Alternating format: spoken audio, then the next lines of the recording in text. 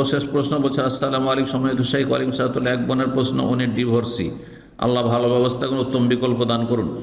উনি কি ওনার পরিবারের অনুমতি ছাড়া বিয়ে করতে পারবেন? মোটেই না। লা নিকাহা ইল্লা বিওয়ালি, ওলি ছাড়া কোনো বিয়ে নেই। সে কুমারী হোক, তালাকপ্রাপ্তা ডিভোর্সি হোক, আর বিধবা হোক, যে কোনো হোক না কেন মহিলা, বয়সিকা হোক, বুড়ি হোক, হ্যাঁ, বিয়ের জন্য ওলি লাগবেই। ওনার পরিবারের সাথে তার সম্পর্ক ভালো নেই, সম্পর্ক ভালো নেই এই কথা যথেষ্ট নেই। জি, সম্পর্ক ভালো স্বাভাবিক করে, আর তারপরে তাদের মধ্যে যে নামাজি আছে আর নাস্তিক নয়, মুসলিম, তাকে ওলি বানাইতে হবে।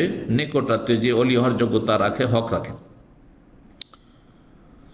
ওনার পরিবারের সাথে তার সম্পর্ক ভালো নেই, পরিবার থেকে আলাদা থাকে, বিয়ে করার জন্য তার একটা 13 বছরের ছেলে আছে। 13 বছরের ছেলে আছে, মাশাআল্লাহ, মোটামুটি এখন সাবালক হতে চলে গেছে। এখন দেখুন, 13 বছরের ছেলে অনেক সময় সাবালক, অনেক সময় হয় না। হয়তো সাবালক হওয়ার জন্য যেসব লক্ষণ করে, তার মধ্যে একটি স্বপ্নদোষ। আপনি দেখেন আপনার ছেলে স্বপ্নদোষ হয়েছে কিনা, গোসল করে কিনা, জেনে নেওয়া যেতে পারে, দিনের ক্ষেত্রে লজ্জা নেই। অথবা নাভির নিচে পশম গজিয়ে শিখে না, একটু কালো রেখা হইলে সেটি সাবালক হওয়ার লক্ষণ হয়ে গেছে।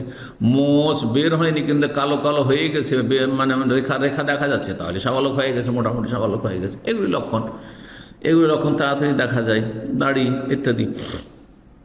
আর না হলে 15 বছর, কোনো লক্ষণ যদি না পাওয়া যায় তাহলে 15 বছর হলে একটু সবর করুন। যদি দেখা যায় কোনো লক্ষণ বুঝতে পারছে না, তাহলে 13 হয়েছে, আর একটা বছর অপেক্ষা করলে, 14 শেষ হলে 15তে পড়লেই সাবালক হয়ে গেছে, তখন আপনার ছেলে আপনার ওলি হতে পারবে।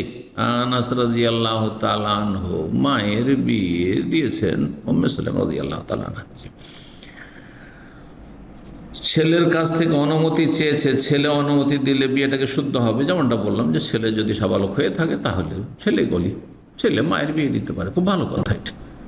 ছেলের চাইতে হিতাকাঙ্ক্ষী আর কেউ হইতে পারে? বাবা আর ছেলে, এর চাইতে হিতাকাঙ্ক্ষী আর কেউ হইতে পারে নিকট আত্মীয়। সুতরাং খুব ভালো বলি। আল্লাহ রাব্বুল আলামিন যেন ভালো ব্যবস্থা করেন এবং সমস্ত অনিষ্ট বালা মুসিবত থেকে আমাদেরকে সকলকে রক্ষা করেন। বারাকাল্লাহু ফিকুম। সুবহান রাব্বিকা রাব্বিল ইজ্জাতি আম্মা ইয়াসিফুন ওয়া সালামুন আলাল মুরসালিন ওয়া আলহামদুলিল্লাহি রাব্বিল আলামিন।